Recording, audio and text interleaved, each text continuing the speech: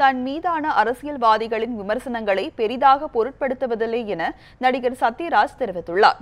சென்னை ஆழ்வார்பேட்டையில் மறைந்த இயக்குநர் பாலு மகேந்திரா பெயரில் கவிக்கோ மன்றத்தில் நூலக துவக்க விழாவில் பேசும்போது அவர் இதனை தெரிவித்தார். ஹிந்தி, சமஸ்கிருதம் மொழி கற்றுக்கொள்வது என்பது அத்தியாவசியம் இல்லாதது என்றும் சத்யராஜ் கூறினார்.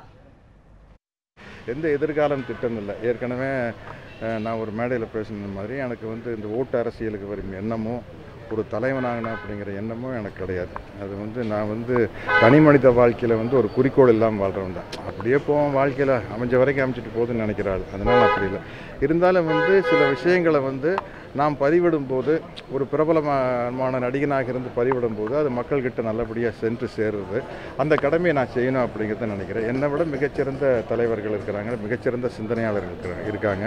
அவங்க பின்னாடி நான் நிற்க தான் ஆசைப்படுறேன், அவங்க முன்னாடி நான் நிற்க ஆசைப்படுறேன்.